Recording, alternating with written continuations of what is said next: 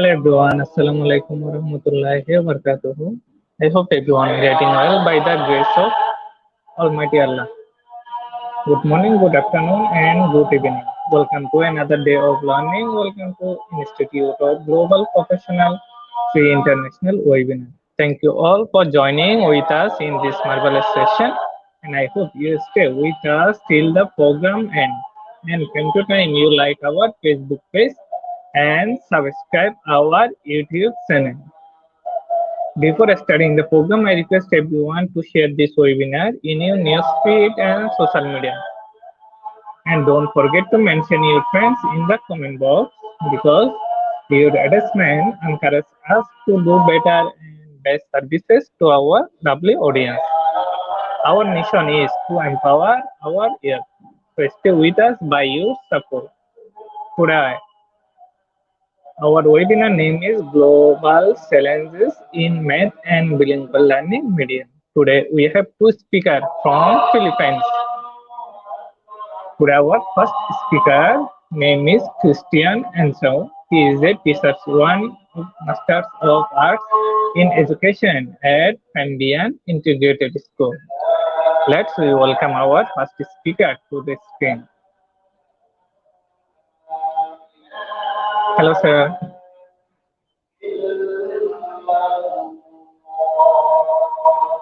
Sir, please unmute your microphone.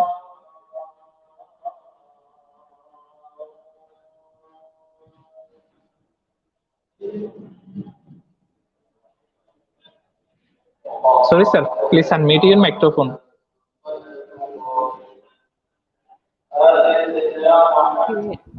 You hear me, sir? Yes, sir. Yes, sir. Now I can hear you. Good evening, sir. Good evening, sir. Good evening, everyone. Thank you, sir. Sir, give a short description about yourself, then you can start your presentation. Okay, thank you so much, sir. Thank So, I am very honored to be part of this. Uh, I'm very happy to share my knowledge with you today. So, but before that, I will going to introduce myself. So, I am Mr. Christian Manalo Ancao. A language teacher, one at Pamibian Integrated School, Pamibian Candelaria Zambales. And I am very happy to be part of your day today. So let us enjoy this moment while listening. Thank you very much, sir. Thank you, sir. So make it full screen. Okay, sir. You can start your presentation now. So we are about to start. Yes, yes, sir. So once again, good day, everyone. A victorious and glorious evening to each and everyone here in the Philippines, and welcome to our international webinar. So I am your resource speaker. My name is Christian Manalo Ancao, a licensed professional teacher with Master of Arts in Education, a comprehensive examination passer, and a language teacher at Pamibian Integrated School, Pamibian, Candelaria, Zambales. So, are you excited to learn something new today? So, let's start. So, my topic is all about bilingual learning medium. So, let's learn the bilingual learning medium. So, let's first discuss what is bilingualism. So when we say bilingualism, bilingualism is the ability to use two languages. However, defining bilingualism is problematic since individuals with varying bilingual characteristics may be classified as bilingual definition of bilingualism range from a minimal proficiency in two languages to an advanced level of proficiency which allows the speaker to function and appear as a native like speaker of two languages. So, in addition, a person may describe themselves as a bilingual, but may mean only the ability to converse and communicate orally. Others may be proficient in reading in two or more languages. So this is what we call biliterate. So next is, in addition, a person may be bilingual by virtue of having grown up learning and using two languages simultaneously. So when we say person of having grown up learning and using two languages, this is what we call simultaneous bilingualism.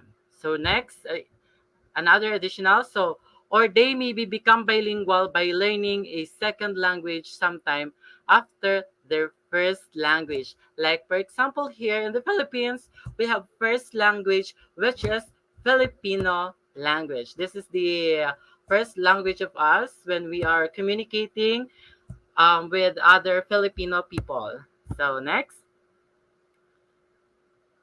another is, or they become bilingual by learning a second language sometimes after their first language. So as I said, so this is known as sequential bilingualism.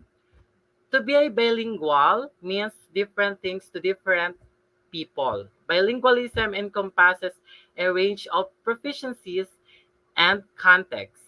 So, like for example, a young child entering school may be called bilingual, but it may be that she or he uses her first or language for domestic and familial purposes, and that is English, her preferred language for communication outside the home. So, or she may be largely monolingual in her first language only when she starts school. So, it is very common that we are entering school, we are required to use different languages, like here in school, like in different subjects like Filipino, araling panlipunan, we are required to use Filipino language, but in science, English, the language that we are using is English. Okay, So let us proceed to the next slide. So now bilingual learning, it is divided into two.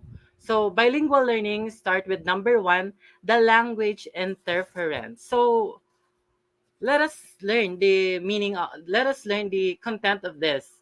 So for children who are raised in a bilingual environment from infancy, the language interference phenomenon is rare.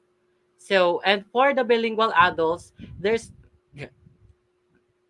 switching of language will follow their respective language rules. Such school of thought maintains that language learning mechanism is determined by phonological aspects. So everything we'll learn first the phonological. So when we say phonological, study of sound. Then after the phonological, we're going to study or learn the morphology, which is the study of word. So when we say phonological sound, after the sound, we're going to proceed to the morphology. Okay. So in addition, however, it doesn't rule out the possibility of language interference in children who learn the second language before puberty. So, next is the comparison of languages. An example here is between French and English. So, as we can see, the first syllable of the word is the most identifiable sound for French, but it is the reverse situation for English. So, the French use the division of syllable to form the meaning, but this is not the case for English speaking people. So, that is the two bilingual learning. So the first is the language interference, and the second is the comparison of languages. Okay, so let us proceed to the next slide. So, yes, as you can see, there's so many benefits of bilingualism, and we're going to discuss the benefits of bilingualism. So there are a wide variety of benefits of bilingual education. We've found that bilingual people have more advanced cognitive skills than those who speak only one language. Additionally, they develop multicultural skills to be able to thrive in an increasingly diverse society. Yes, precisely. Because if you know not only one language but two, you are very cognitive skills, your cognitive is very good because you are going to talk not only in the not only in the people in your country but also to other country. Okay, so in addition, it's even been shown to prevent dementia and Alzheimer's disease. So this is an example from other country. So for Latino and Mexican American children living in the United States, first language is Spanish. It also connects them with their heritage and family. So often, when a student is prevented from developing his or her first language, they cut ties with their family and their country of origin. Bilingualism helps bridge this generation divide. So, next is okay, so what is bilingual medium of instruction? Okay, so if the first language of student is different from official language, it may be used as the medium of instruction for part of all schooling. Bilingual education or multilingual education may involve the use of more than one language instruction. So like what I said, so if we are in school, we are not only using one language. We are using more than two because here in the Philippines we're using Filipino and English. So the subjects are divided. So some subjects are they are required to use Filipino language, but some subjects it is they are required to use English language. So next, slide. Okay, so bilingual education around the world. So let us see how bilingual education developed. So let us see how people around the world know the bilingual language. Okay, so it is stated that between 60 and 75% of the world is bilingual, and bilingual education is common educational approach used throughout the world. So it is common and required to not only in one country but in the whole world. Okay, so it may be implemented in different ways for majority and or minority language population. So, and there may be different educational and linguistic goals in different countries. So, in Canada, immersion education programs are designed for native speakers of majority to become proficient in a minority language, which is French. So, the majority language there is English. So, the minority is French. So, whereas heritage language programs are implemented to assist native speakers of indigenous and immigrant languages become proficient in English. So, that is the bilingual education around the world. So, next, so the need for bilingual education.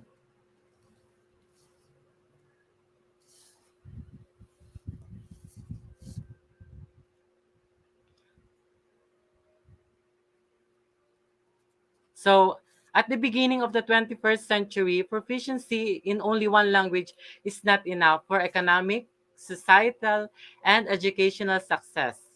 Global interdependence and mass communication often require the ability to function in more than one language. Yes, because like me, I am dreaming to go in other country. So if I am not good in English, which is the international language, I'm not what do you call this? I'm not able to go to the other country. So I cannot communicate them properly. So as I said, so as I said, so proficiency in only one language is not enough.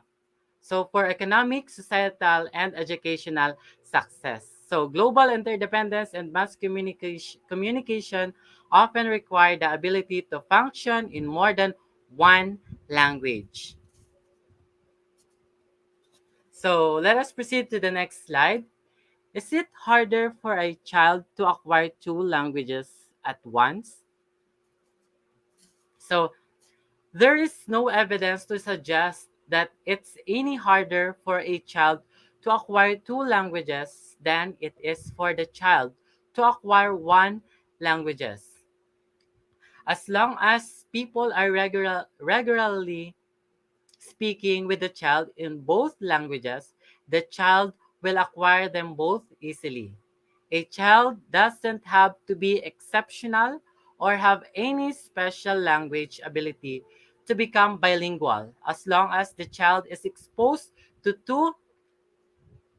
two languages throughout early childhood, he or she will acquire them both. So in addition, some people worry that learning more than one language is bad for a child.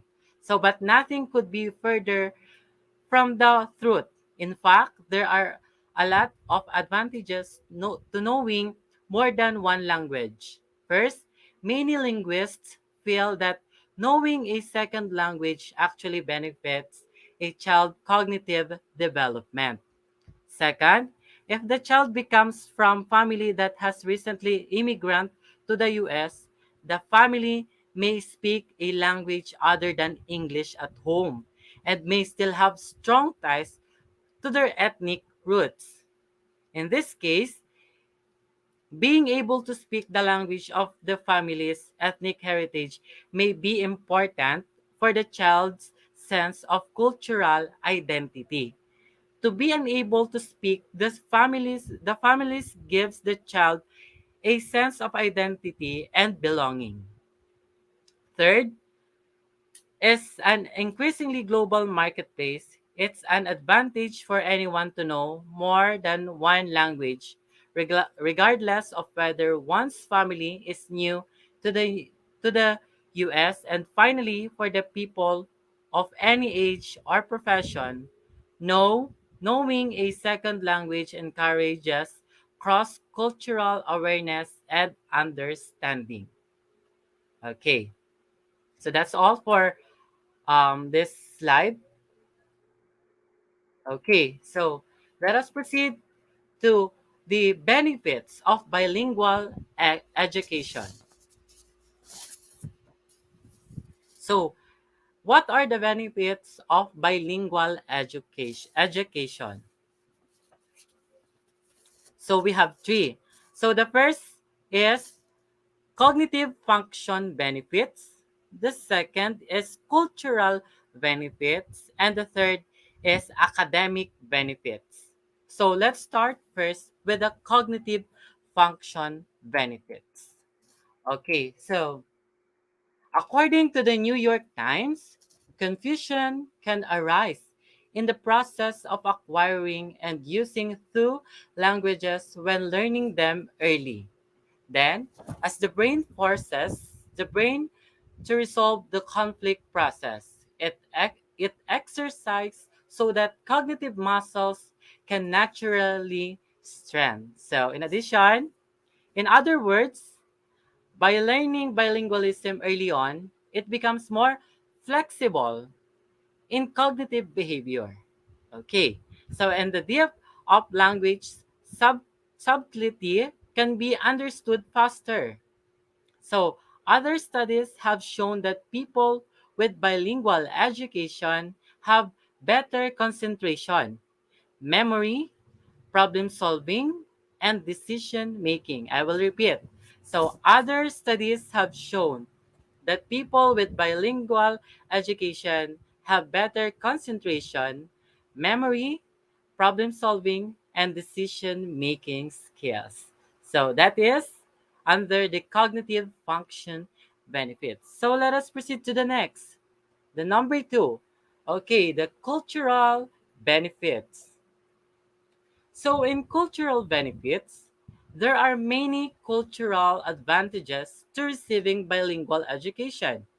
Language is one of those things used to determine the identity of a country, and learning a language means learning its tradition and culture.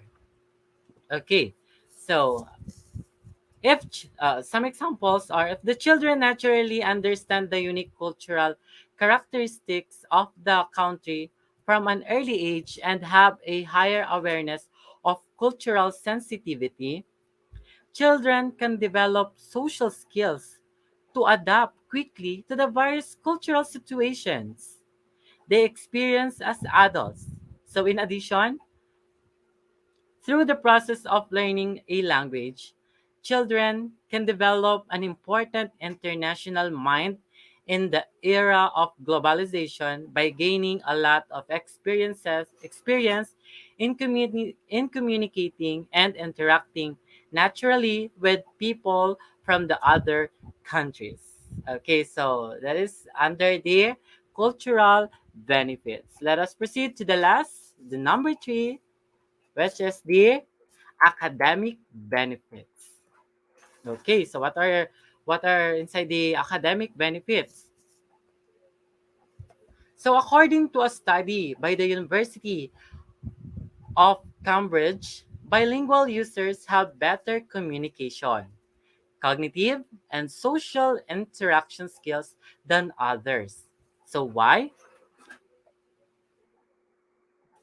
So these research results suggest that students who have received bilingual education have higher academic achievement than other general students do. These advantages will greatly expand their choice of universities and countries to which they can apply. And many universities will also appreciate their excellent language and academic skills. So they have the freedom to choose a school where they want and country where they want to enroll. Okay, so if bilingual students go to universities in other countries, they will be able to adapt faster and better to the local way of life and culture through the various cultural understanding. So they acquired while learning the language as children. So again, that those are the benefits of bilingual education. So again, number one, the cognitive function benefits. So according to the New York Times, confusion can arise in the process of acquiring and using two languages when learning them early. Then as the brain forces the brain to resolve the conflict process, it exercises the cognitive muscles can naturally stand. Again, the number two is cultural benefits. There are many cultural advantages to receiving bilingual education. So language is one of those things used to determine the identity of of a country. And learning a language means learning its traditions and cultures. And again, number three, academic benefits. So according to a study by University of Cambridge, bilingual users have better communication, cognitive, and social interaction skills than others. So next slide. So let us proceed to the disadvantage of bilingual education. So we have two. So we have two disadvantages of bilingual education. So the first is learning inconsistency. So why learning inconsistency belongs to disadvantage disadvantages of bilingual education. And for number two, learning challenges. Okay, so let's discuss first the learning inconsistency. So, for the learning inconsistency, first, bilingual education tends to become less consistent over time. Many countries and regions still do not provide bilingual education, and most of the schools that have adopted bilingual education are only elementary and middle school. Yes, that is very true because some countries are not offering bilingual education. That's why some of the people of their country are not or they are getting interpreter to communicate with other people. Okay, so they only know one language. Okay, so in addition, so in particular, students are likely to lose the opportunity or ability to learn or actually use second language over time because bilingualism is not used every day. And high schools do not support or discontinue bilingual education. I saw some people, some country here in the Philippines that they don't know how to speak in English. They only know their native language. That's why they are getting interpreter, and everywhere they go they have the interpreter. Okay, so they don't know how to communicate using English language. Okay, so that is under the learning inconsistency. They are lack of information, lack of education to bilingual or bilingual education. So next is learning challenges. Okay, so when we see learning challenges, okay, so it can negatively affect children's learning when they have to understand the specific parts of a particular subject in a second language while they are still having difficulty learning grammar or vocabulary in a second language. Yes, as a teacher, I encountered this and it is very hard. So, um, especially in English, they don't know some words. That's why we are discussing it one by one, word by word, explaining the meaning of the word. So it is time consuming. So it is very hard for the teacher to discuss some words. Okay, so additional for number two. So, in fact, a major meta analysis examined by the US Department of Education showed that students receiving bilingual education had equal or lower performance evaluation scores in the early years compared to those who only taught in English, right? So, in other words, if a child whose native language is Hangul has difficulty with English grammar and vocabulary and has to understand division in math, which is a difficult concept for him. He or she cannot understand some problem in mathematics if he or she don't know how to speak or how to write in English, right? Okay. So it will negatively affect the child's learning. So that's all for the disadvantages of bilingual education.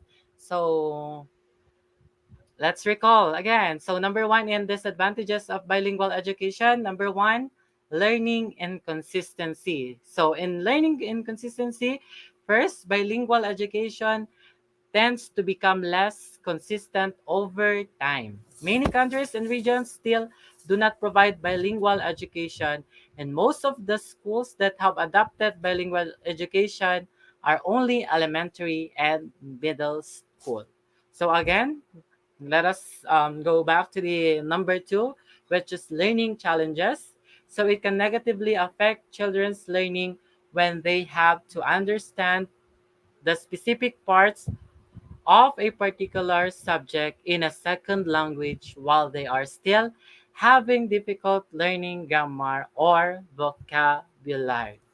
So we need to improve our bilingual education, not only here in the Philippines, but in other countries, because bilingual education is very important in our daily lives, especially when we are dreaming to go in other country, because going in other country you are required to communicate with them, you are going to ask some question.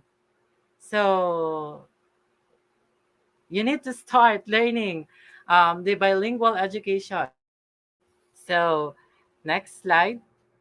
Okay, so in addition, so how can bilingual education improve? So you need to improve, you can improve your bilingual education or learning, like for example English, by simply reading some stories, listening a songs, English songs, to develop your ability in speaking. If you want to be if you want to develop your bilingual education, start learning now. Okay, so how can bilingual education be improved? Okay, so although there are many concerns in the education industry, there are so many questions in bilingual education. So the general assessment of the most schools and education institutions that have been conducting education so far is that there are many more positive factors than negative factors. Yes, and benefits of bilingual education, we have cognitive function benefits. Yes, right. That is true. It improves your cognitive. Second, the cultural benefits. If you know the language of the country, you will be able to understand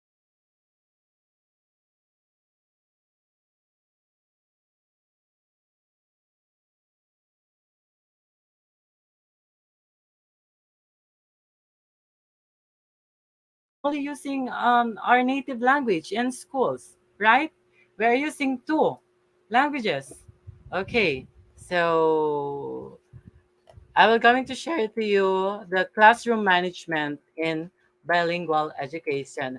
I am very sorry I didn't add this to my presentation, but I can assure that I will discuss it precisely. Okay, so classroom management. So first, as a teacher, as a facilitator, so we need to improve children's understanding of classes based on their mother tongue. Forcing people to use only other languages when learning new concept can be counterproductive. So here in the Philippines or in the other country, from grade 1, 2, and 3, they're teaching first the mother tongue. Like here, we have a mother tongue, Sambal. Because Philippines is very rich in so many languages. So we need to, before we teach the other languages, we need first to learn our native language. That's why the Department of Education um, put the mother tongue in grade 1, 2, and 3. So if you hear or if you saw some teachers discussing using their native language, that is very good, because step by step the child will learn the proper bilingual education. So when children need to understand an important part of a subject or a new concept, they can use their native language to understand the concept and content in learning process to improve content proficiency. Yes, because in their home, they're not using English language. They are not using Filipino language. They are using their native language. That's why in school, teachers are not giving some instruction discussing their topics using native language for the students not to shock their mind. Okay? So step by step again. So they can use their native language to understand the concept and content in the learning process to improve content proficiency. They need to be proficient in their native language before going to the next level. Next is number second in classroom management, set exact goals and direction for bilingual class. Before entering to your class, what is your goals? So you need to give direction to your class, because you need to give direction, you need to have a goals, because you're going to teach your students. Okay, so you're the one who are giving direction, you're the one who are talking in front of them. So forcing people to use only other language when learning new concept can be okay again. I'm sorry. So set distinct academic goals. Again, set exact goals and direction for bilingual classes. So you're going to set distinct academic goals to be achieved through bilingual classes and adopt detailed curricula and strategies to reach them. You need to reach all your students inside the classroom. Allow them to talk, give them time to talk using their native language. If you and if your assessment is, and after the assessment that they're already good in their native language, so you can proceed to the next level. Okay. So next is, as a facilitator, as an educator, we are not the only one who are going to give information to our learners or to other persons. So we need the involvement of the parent. We need the involvement of the parent. This is under the classroom management. Okay, so we need the involvement of the parent. So create partnerships between schools and families so that children can use bilingualism at home. So if they are just only talking using their native language inside the home, maybe they will not develop the second language, which is the Filipino or English, or in your country. Okay, so allowing teachers and parents to work together to create projects that can help children. Oh, it's raining here in my place, so I'm going to make my voice loud. So, um, me as a teacher, you need to be qualified in teaching a bilingual education. Like me, my specialization is Filipino. So I'm from language department. I am teaching Filipino subject. So I'm teaching Filipino subject. So now currently I have one international student. So she's always asking me, "Sir, what do you mean? What do you mean? Okay, so I'm translating my lesson in Filipino in English for her to understand and adapt. So I'm now applying the bilingual education in my class. Though I'm though I'm not English teacher, but I'm applying or translating it in English. So my subject is Filipino. Oh, so it's raining cats and dog here in my place. So I'm going to make my voice loud. So let us proceed to the last part. So in the global era, the demand for bilingual education experts continues to increase according to the importance of language. So language is very important in our daily lives. So according to Research Institute, the demand for bilingual education professionals will increase by more than 10% over the next 10 years. Develop the active curriculum and education fields specializing in bilingual education so that bilingual education experts can be trained. So that's all under the bilingual education. So once again, I am Mr. Christian Manalo Ancao, a licensed professional teacher, Master of Arts in Education major in Filipino, comprehensive exam passer, and a language teacher from Pamibian Integrated School, Pamibian, Candelaria, Zambales. Thank you very much, everyone. Thank you so much, sir, for your wonderful presentation about bilingual education. Thank you so much. Sir, after our second speaker presentation, we come back again with our Q&A session. Okay, sir?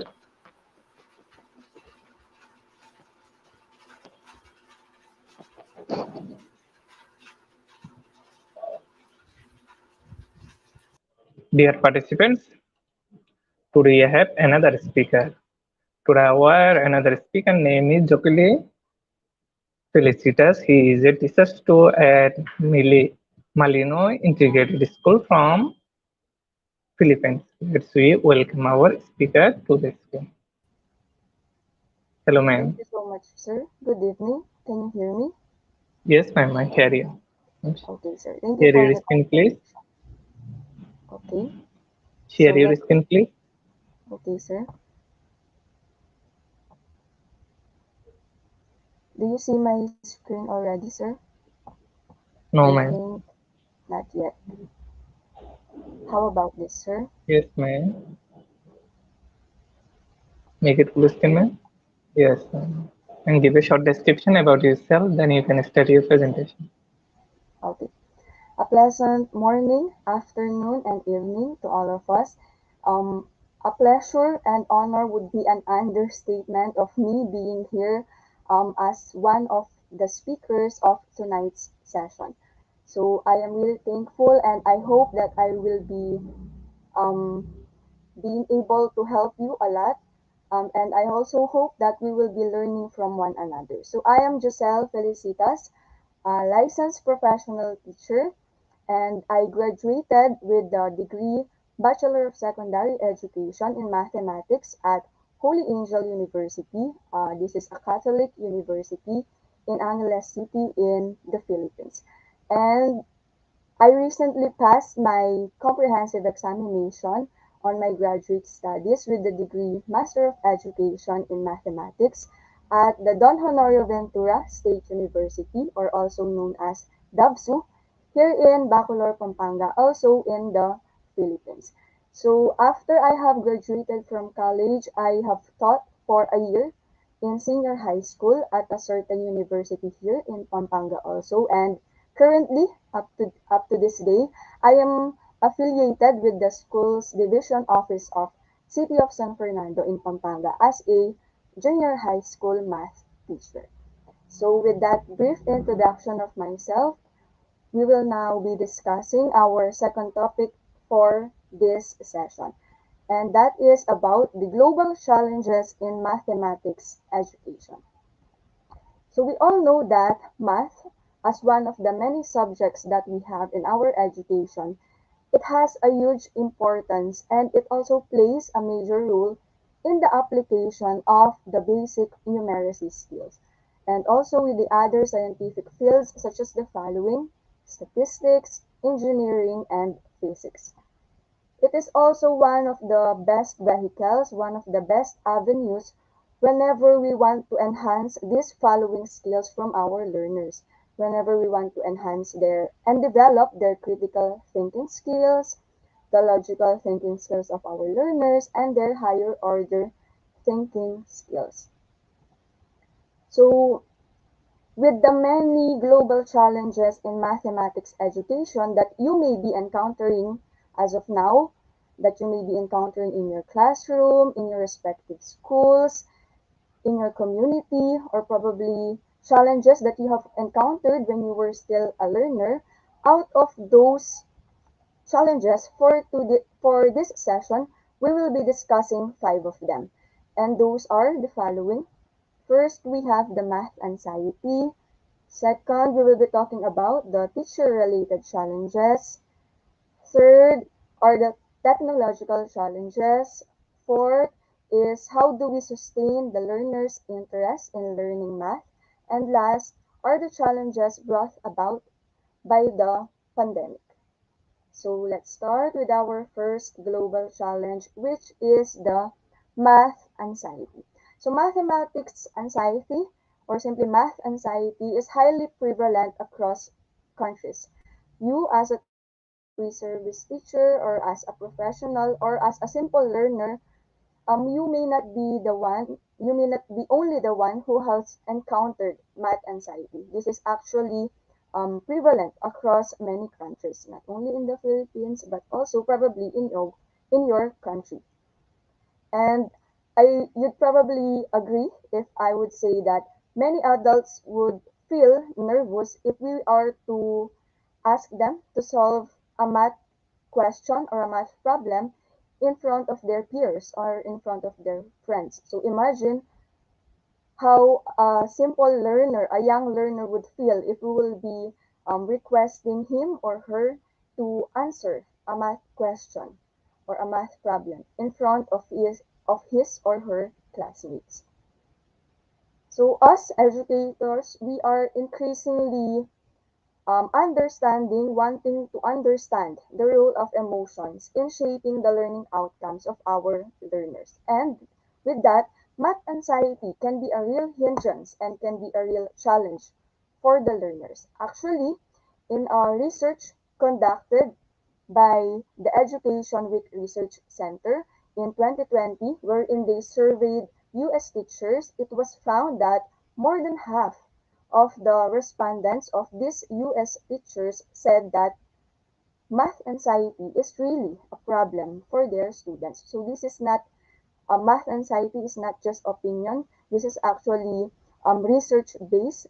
There are many researchers and researches which focuses on math anxiety, and most of these researches found that it is really a challenge, a hindrance towards attaining the goals and the standards in math. And math anxiety, it has a significant negative impact on our learners' math self-efficacy, on their self-concept, their attitude towards the subject, and their proficiency. And it also has an effect, math anxiety, to the learner's self-esteem, their career interest, their general practices, and their growth mindset. Of course, if a learner has a math anxiety, it is more likely that he or she will not be choosing a career which is aligned or focused in math. So with that, as we all know, it is already research proven that math anxiety is a hindrance is a challenge in our education. So how, as educators or future educators, how must we efficiently or effectively deal with math anxiety?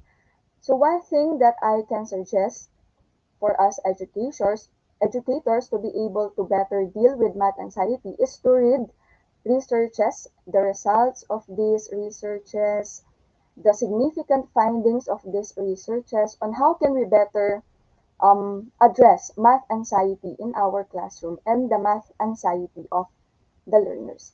Another thing that we can do is to consult our colleagues, especially those who have been teaching for a while in math. We may ask them what are their techniques, strategies in teaching their learners, their the things that they find it effective that lessens the math anxiety of the learners. And another thing that we can do is by profiling the learners based from their weaknesses, their strengths, their interests, their needs. Therefore, we can be able to find solutions in dealing with the math anxiety of the learners. This process is a gradual one. We cannot eradicate totally the math anxiety of the learners overnight, but if we will be thoroughly planning with the right findings from researchers, from suggestions, advices from our colleagues, by profiling our learners, we will get there. We will soon be able to completely eradicate the math anxiety of learners. And if not, we may be able to lessen it gradually. So that is about one global education in mathematics, which is dealing with the math anxiety of the learners. Another global challenge are the teacher-related challenges. As educators, the challenges that we face in teaching, facilitating learning math in our classroom. So first, we have the lack of competence. So our competence as teachers, it has a great impact on our students' learning outcomes. In fact, in this study conducted by these researchers in 2020, it was found that our competence as teachers in online teaching is positively or was positively related to the perceived online learning outcomes. So this means that, or these findings, these results imply that we teachers should strengthen first our own teaching competence and our resilience before conducting online teaching based from the result of the research.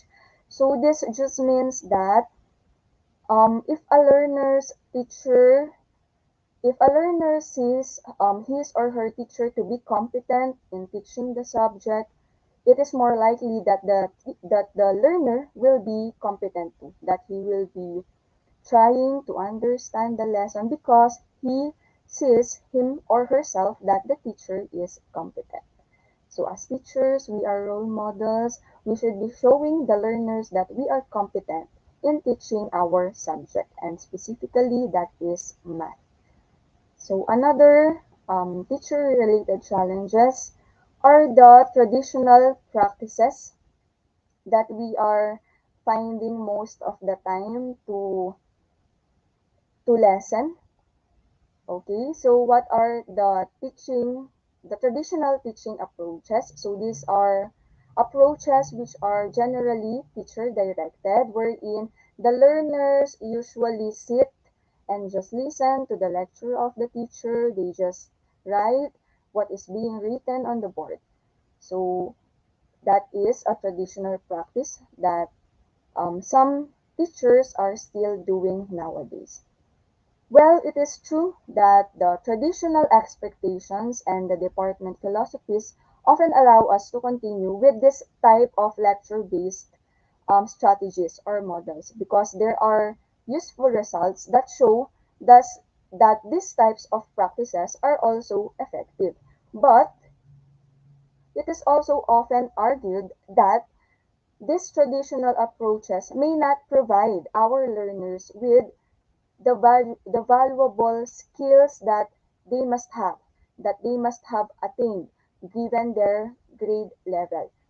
In fact, some go as far as saying that whenever a teacher applies traditional method or strategies in teaching, this commonly leads to student not retaining knowledge unless or not retaining knowledge after exams. They just probably remember what we have taught them, the math concepts, how to compute this one, what are the steps in this topic, they will be probably only be remembering this after a certain quarter, after a certain period, and they probably be forgetting about this after they have took an exam, after the quarter, or after the school year, because they were just used to learning while listening to the teacher, while writing the lecture, and they were not active in learning. Thus, it leads them to not being able to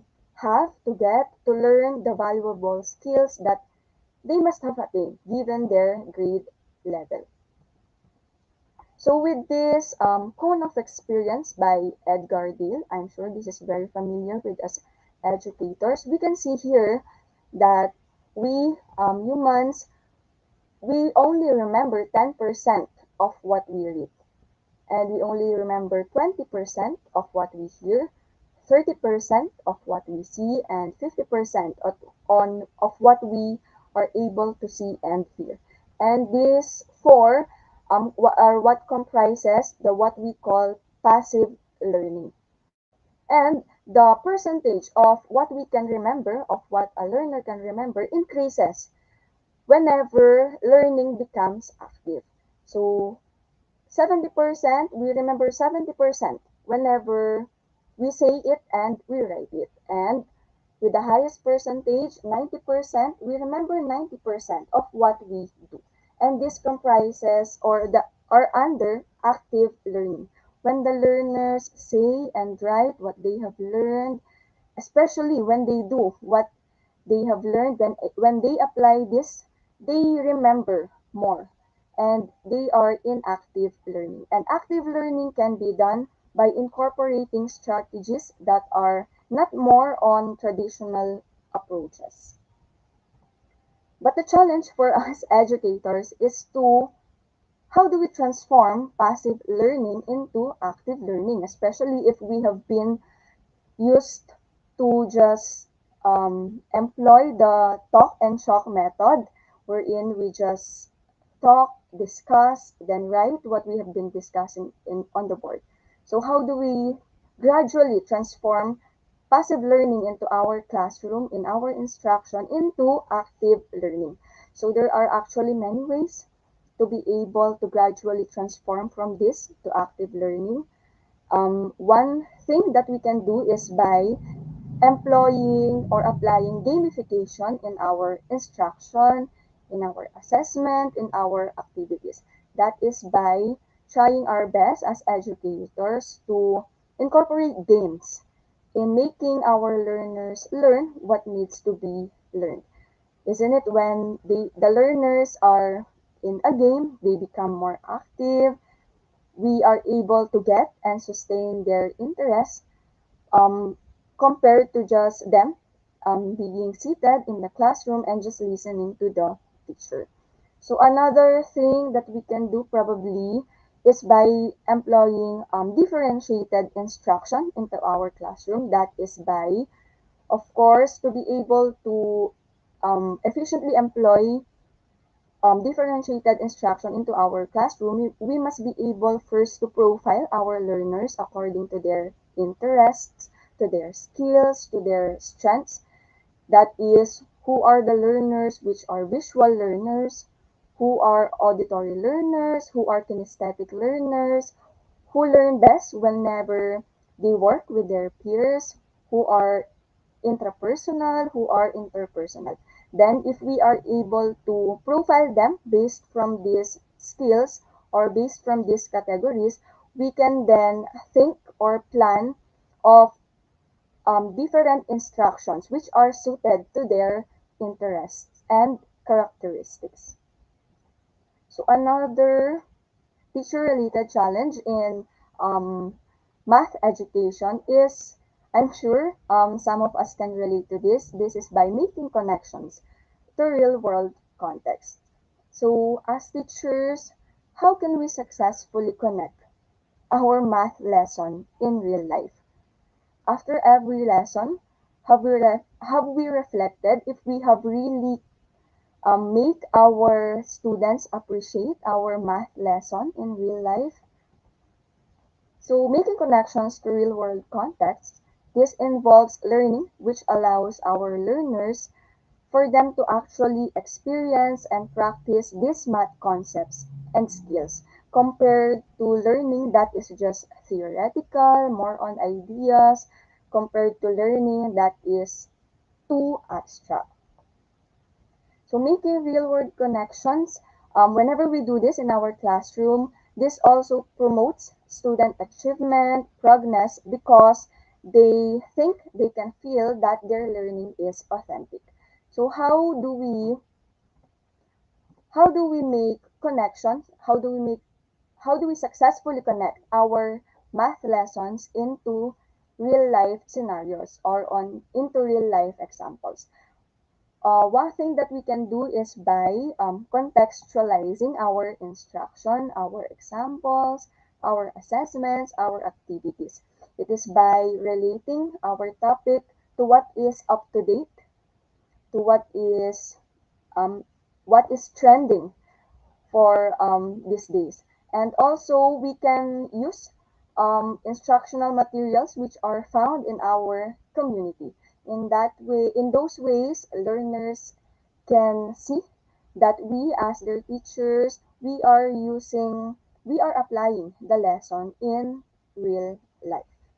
So another thing that we can do is by I have heard this strategy wherein after every lesson, the teacher would make the learners answer a question about the application of the specific topic to their real life. So that will serve as their exit pass towards the end of the lesson. So another teacher-related challenges in mathematics education. I don't know if you can relate to this, but we teachers, educators mostly encounter endless paperwork, and we also usually need to extend working hours, and this affects the planning the quality of the planning of our instruction and assessment. Just imagine you have a vacant time, but during your vacant time, instead of eating, instead of resting, you have another types of work that you need to do, and sometimes beyond our office hours we need to stay at school to be able for us to finish doing some tasks. And upon going home, we end up tired, exhausted. Then instead of being able to plan our instruction thoroughly, very well, it lessens the quality of planning of our instruction because we're already tired, because we're already exhausted, and we just want to rest. And aside from being teachers, educators, stewards of education, facilitator of learning, of course, we are not robots. We are also, I'm sure you can relate to this one, some of us are also a husband, a wife, a daughter, a son, a friend. And sometimes there are personal matters that we have that affect our work. Sometimes we cannot avoid this, but as I have said a while ago, we are facilitators of education. We are role models to our students. We must make sure that whenever we enter our class, that we are a teacher so that we will be able to do our duty, to be able to help our learners learn what needs to be learned, and for them to acquire the skills that need to acquire to be able to live in their daily lives. So that's it about the teacher related challenges that we face in globally in the math education. Let us have the third one, which is about the technological challenge. So technology, it opens multiple avenues, opportunities for creative and interactive mathematics instruction. With the aid of technology, we are able to make our class, our instruction be more fun, be more interactive to our learners. Just imagine being able to show the graph of a certain of a certain quadratic equation to the learners in a pleasing to the eyes manner, in a more arranged manner with the help of technology.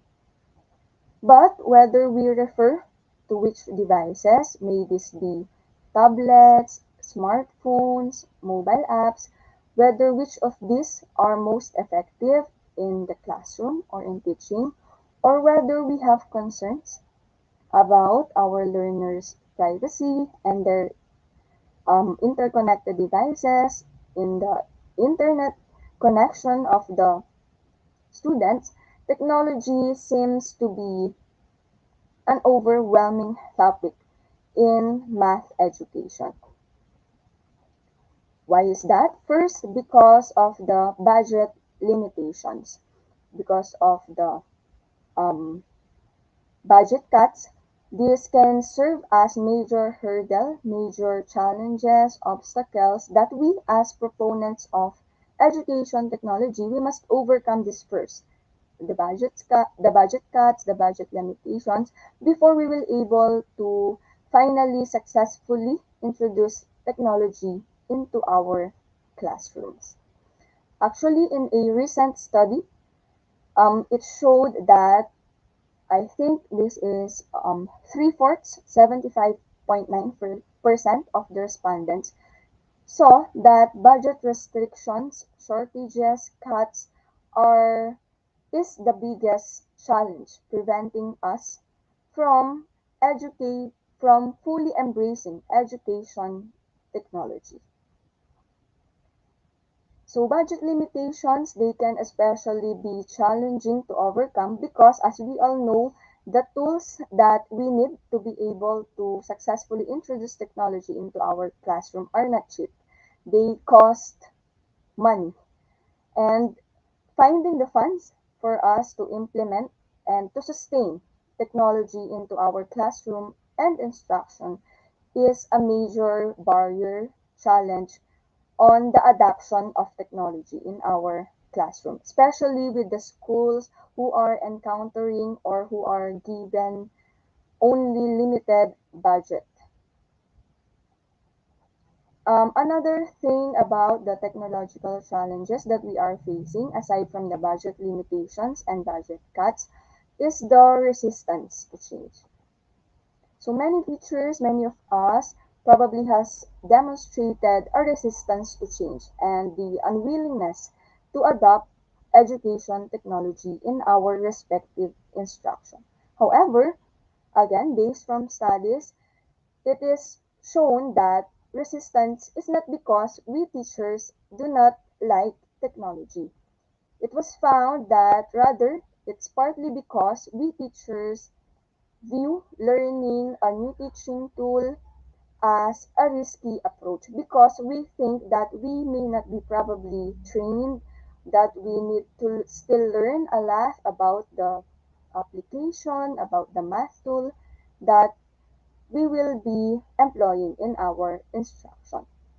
So that is the underlying reason why there seems to be a resistance to change from the transition from traditional approach to the technological ones.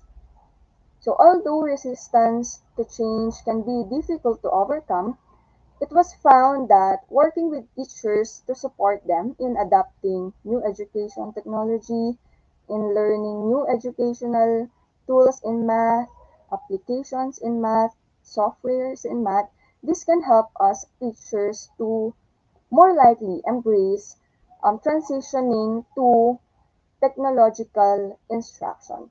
So as a teacher, you would probably feel to start embracing employing technology into your instruction if you can see that your colleague, your other peers, other teachers are also starting to embrace technology into their instruction. And also if our school head is supportive of using technology in our classroom.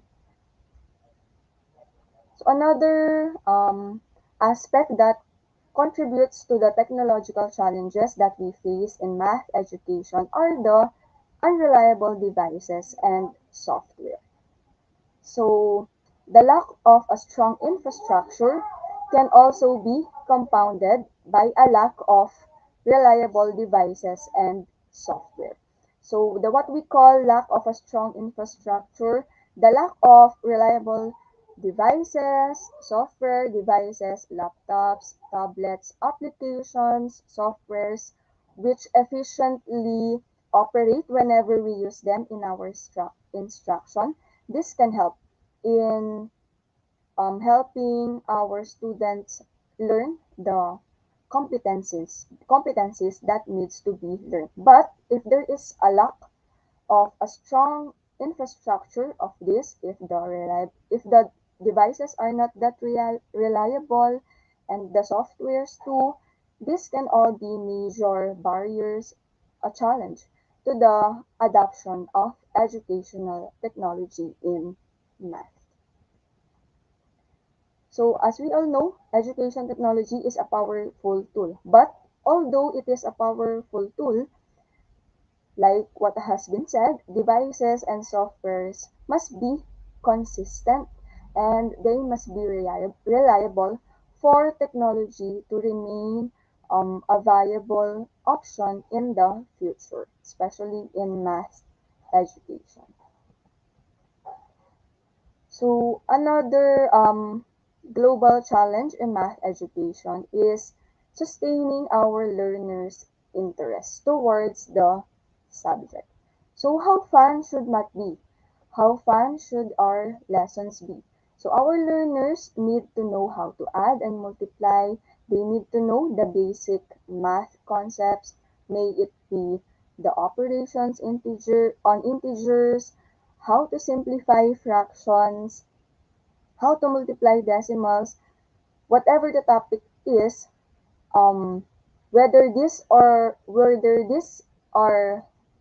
taught in an entertaining manner or not, what matters is that this will be learned by the learners. But making our subject math is commonly an exciting topic among us educators. So even some prominent voices in the field assert that the rigid, the dry, the theoretical, the too abstract way that most high school math is being taught in the United States, it actually suppresses the students' interest in math and it doesn't serve them long term. So in this article, wherein you can probably relate, it stated that math is commonly presented as a set of procedures, as a set of steps that are often commonly disconnected from their underlying concepts and from the real world. So, making math education more responsive to the learner's needs, to the learner's interests, to their weaknesses, to their strengths, making it more practical and even fun will surely inspire our more of our learners for them to be engaged towards learning the math concepts, not only inside the classroom but also outside the classroom.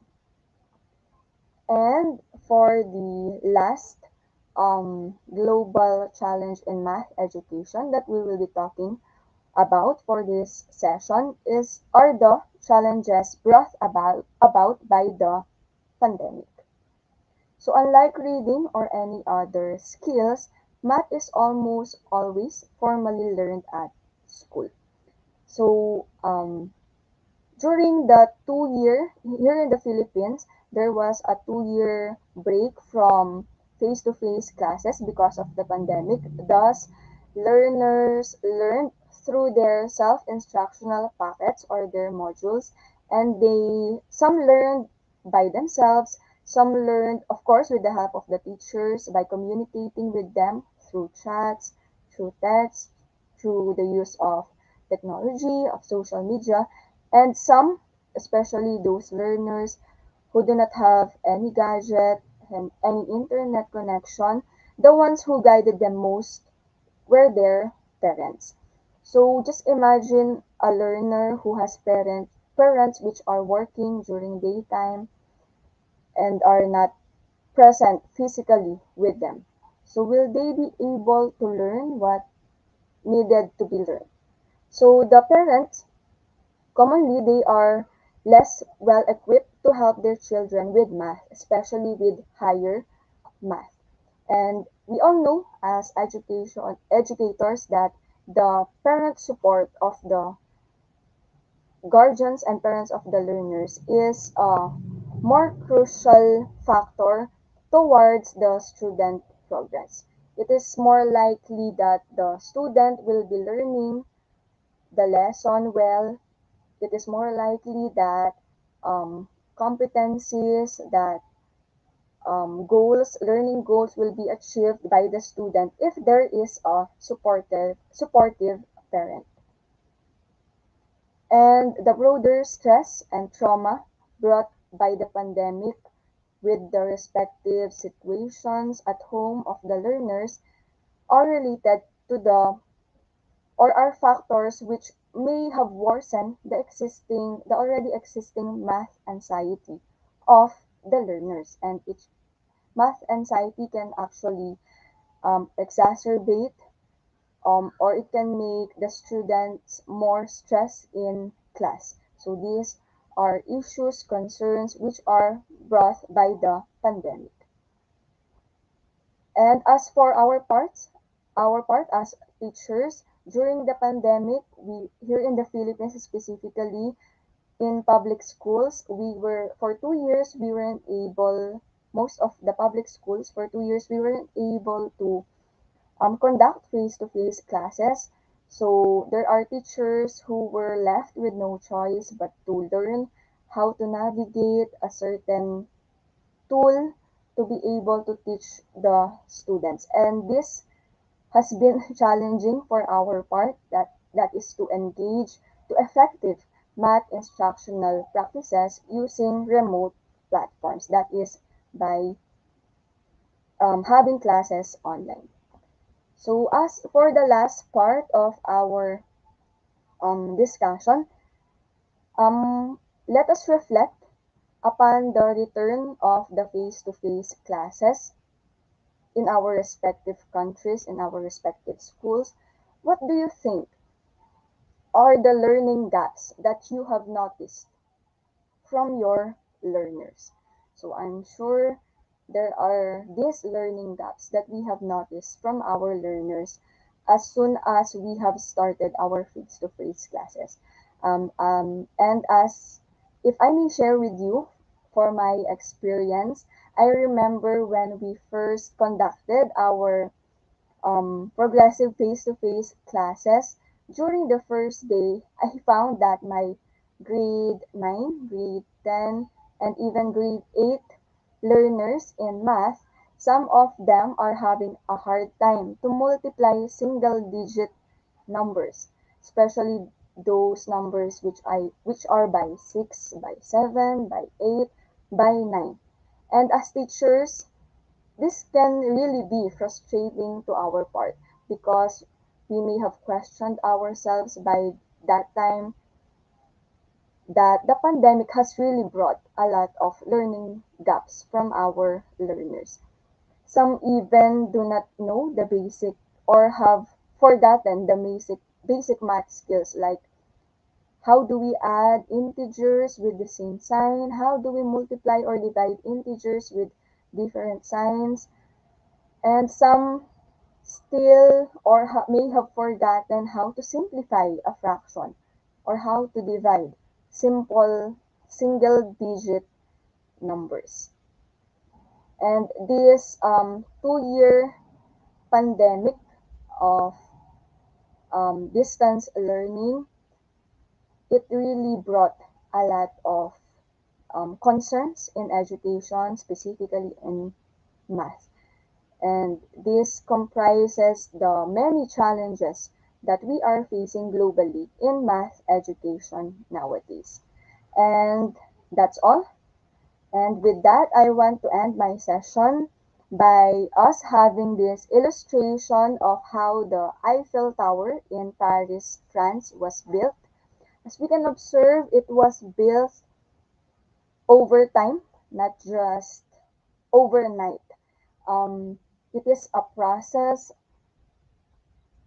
It took years, it took many hardships for what it is today.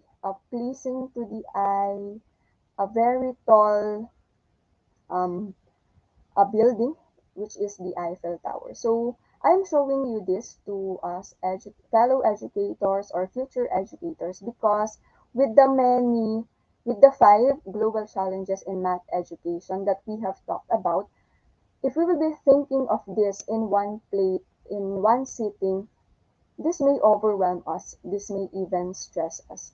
But if we will be thinking of these challenges, if we will be addressing these challenges one at a time, one challenge for each time, one challenge for each day, one step for each day, like how the Eiffel Tower was built, we will not be overwhelmed, our stress will be lessened, and so that one day, like how the Eiffel Tower is very beautiful, pretty, tall, as we can see in the pictures, so is math education.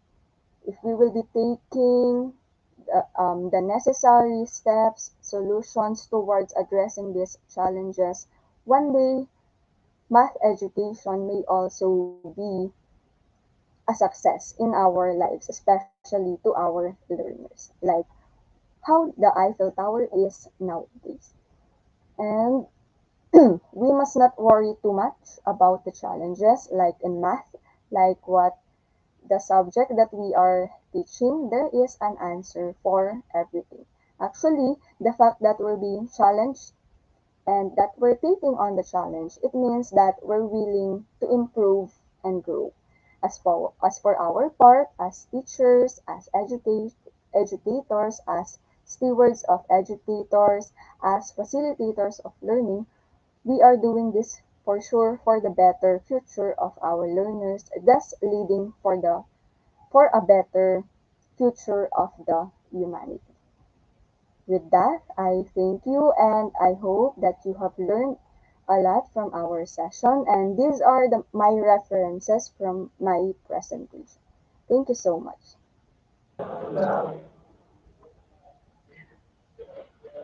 That's great, man. Thank you so much for the informative discussion. Thank you, ma'am. Thank you, sir. Ma'am, now we are going to our Q&A session. After a short break, please, we come back again. Okay, ma'am? Okay, sir. Dear participants, today we have no quiz competition, so we are going to our Q&A session. Let's enjoy our video.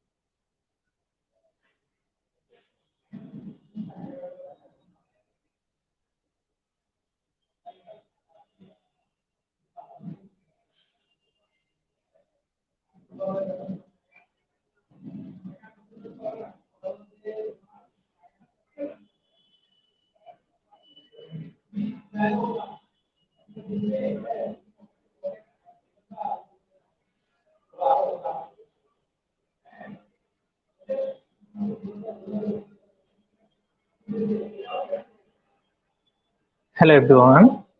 This is our Q&A session time. You can send your question in the comment box.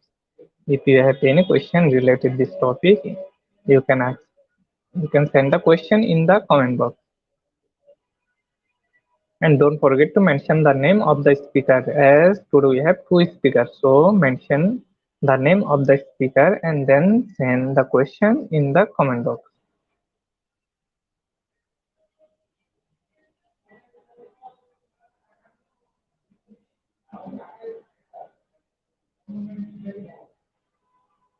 Hello, sir. The question is for you. The question is how is bilingual education connect learning in real life experiences?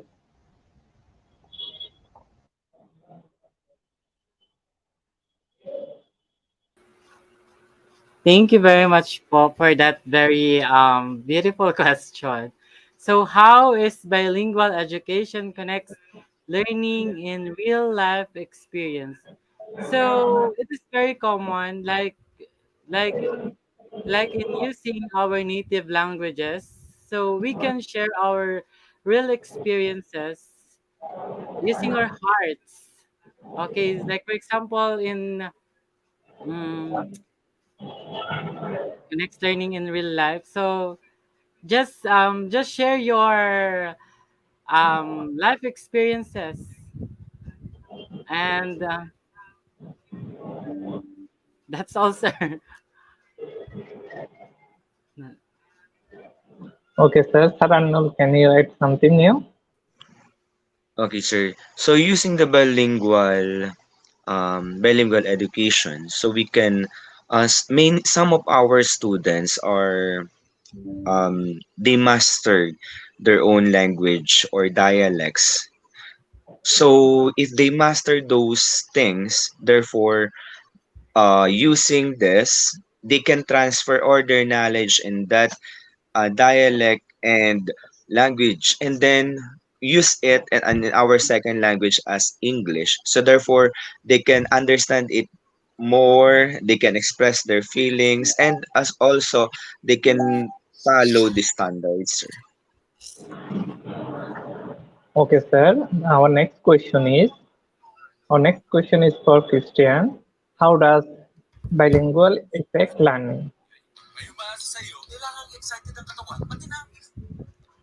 How does bilingualism affect learning? So like what I said, um we are not only using one language in discussing our lesson. Like here in the Philippines, we are using two languages, which is the Filipino and English.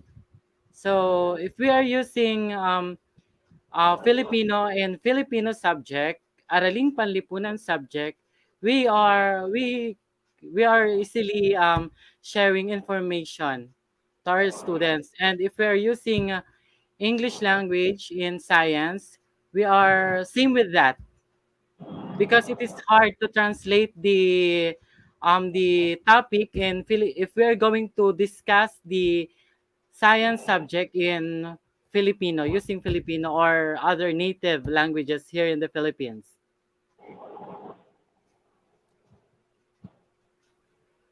Okay, sir. So in addition to the answer of Sir Christian, so using when children or when our students speak two languages fluently. So often they have the easier time in learning the new vocabulary, and then they are categorizing those words or those learnings or those knowledge from or information from that lessons. And then a part of that, we can also a part of affecting the language development.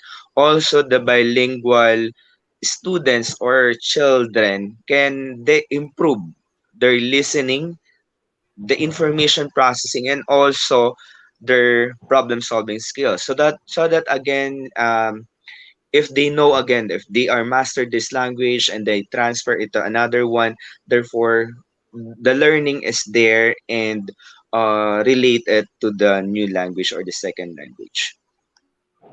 Thank you, sir. Our next question for our ma'am, and the question is how do you overcome challenges in math? Okay, thank you for the question. So how do we overcome challenges in math? So one thing that we can do is by first, of course, we must deal to the with the basic math skills and what are the reasons underneath these challenges. So as educators, we must be able first to correctly determine what may be the possible reasons why there are these types of challenges. Only with that we can know how to be able to better and efficiently deal with these challenges. Thank you, ma'am. Thank you. Ranul, Yes, as also a mathematics teacher here in the Philippines. So one thing that um I have I am doing is that we I believe in practice makes perfect. Meaning if we practice more and if we teach our students to do all the problem solvings, all the computations repeatedly, they could do or they could answer it and master it later on. And then also as educator, we could also use the different strategies. We could try. There are many things or strategies used in YouTube, in Facebook. We could use those social media, especially nowadays. We have the TikTok here in the Philippines and in other part of the world, and those social media applications can help us to use the strategy and to make it as intervention so that we could overcome all the problems in mathematics, especially in this time of pandemic. That's why the Department of Education now, we are conducting the school learning recovery plan. When we say school learning recovery plan, there are a lot of projects wherein the aim of this plan is to help the students and to bridge the gap from the pandemic, and up to now we have the face-to-face class.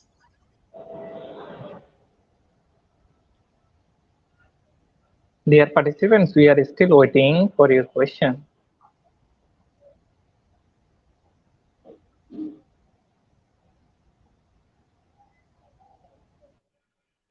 Thank you so much, sir, for your wonderful presentation. And thanks to our both of speakers for giving us your valuable time. And also thanks to Sir Arnold for supporting us. Thank you so much.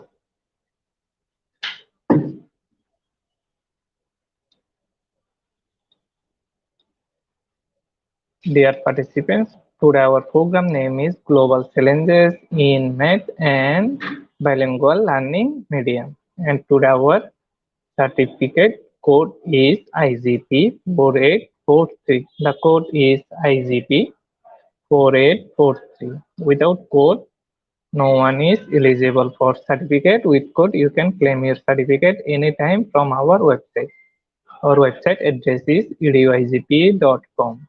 After downloading your certificate, don't forget to celebrate with IGP tracking. Thank you everyone for active participation in this session. I hope you learn a lot from this session. Thank you very much. Stay happy and stay safe.